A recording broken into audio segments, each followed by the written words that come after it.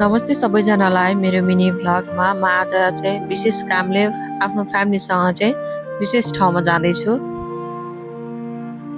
परिवारसँग बिताएको सानो समय पनि जीवनको ठूलो खुसी हुँदो रहेछ।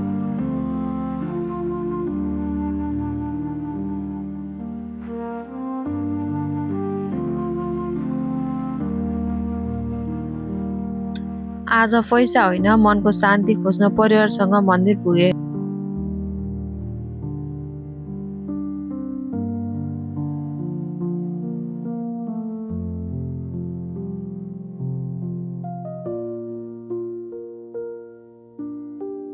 धेरै दिनपछि आज परिवारसँग अलिकति समय बिताउने मौका मिल्यो।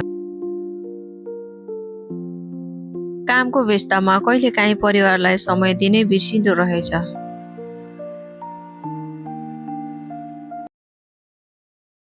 मन्दिरले मनलाई शान्त बनाउँछ अनि परिवारसँगको प्रार्थनाले झन् खुसी दिन्छ।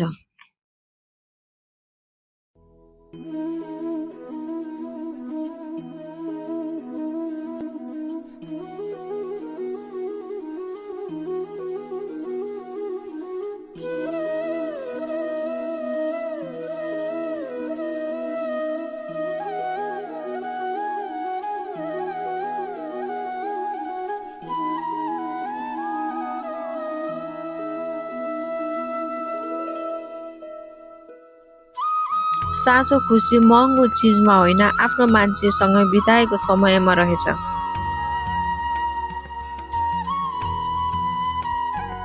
भगवानसँग एउटै प्रार्थना परिवार सधैँ खुसी रहोस्।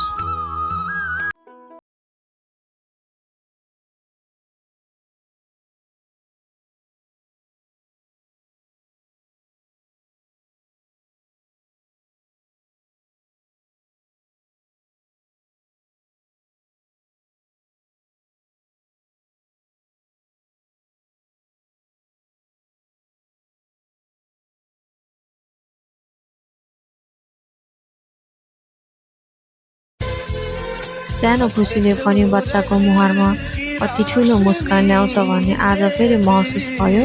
परिवारसँग बिताएको समय नै सबैभन्दा ठुलो खुसी रहेछ।